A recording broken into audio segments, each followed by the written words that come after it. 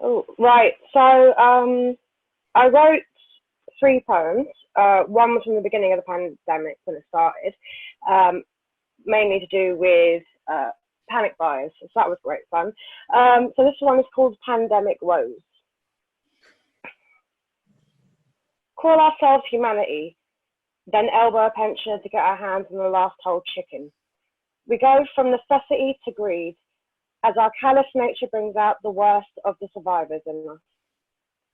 Stockpile rummage, barely a scrap to be seen, whilst the vulnerable stand with hearts that bleed because they don't know how their family could last through the week on boxes of cup of soup and tin of baked beans. Creature comforts out the window, whilst the hordes descend on retail workers like villagers with pitchforks, screaming like wild banshees on the hunt, preaching toilet paper gates. It's the likes of you that have brought us to this sorry state. This is not a war with napalm and bullets galore, not fearing for our lives as we wait for the siren blare to bunker us down. This is a virus that is limiting our minds with advised restrictions on going outside unnecessarily. We are not forced, though we should be, as a penalty for naysayers who flout. We need to trust in our scientists when our minds are clouded with doubt. Sit tight and remain calm. This isn't a forever state. Down with the wallets and mob mentality for goddamn sake. There are children to feed, chemotherapy patients to treat, alongside the elderly that shouldn't have to push through the crowd. Think of the nurses and doctors under pressure and nervous because they're on the front line risking their lives to save us. The message is simple and easy to follow. Let it ring in our ears like a symphony. If we stand at a distance and stop being resistant, we'll come out of this hell with our dignity. Thank you. I don't know how it is for everyone else, but in Slough, I mean, Tesco was just carnage. So in the beginning, so that's what prompted me to write one of those. Right, now this one is called You, and it wouldn't be me if I wouldn't have like a little pining love poem. So this is called You. Brilliant.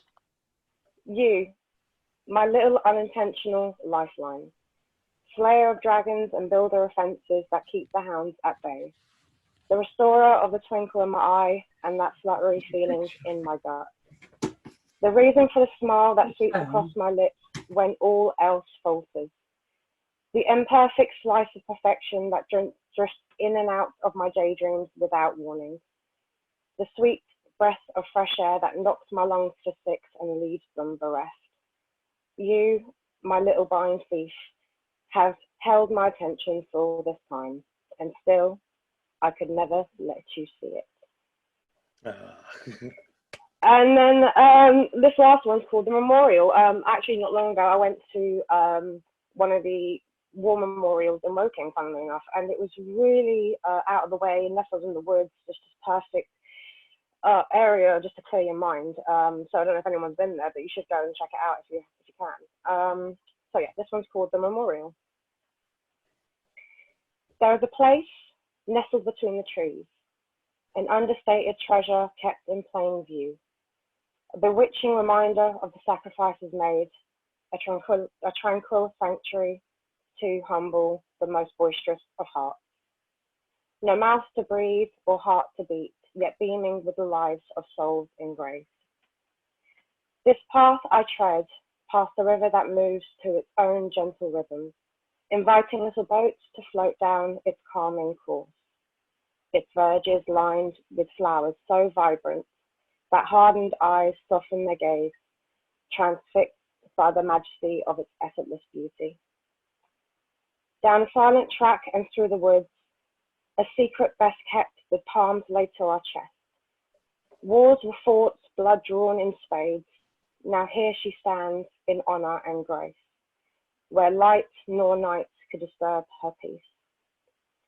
This is the place that lulls the noise of minds which race in tear-jerking distress, far away from the foundations that have crumbled beneath my feet, far away from the troubles that give hollow life to our broken homes. The place where my worried mind can finally pause to discover the glory of overwhelming contentment. As close to nirvana as I ever thought I'd be, my little slice of heaven.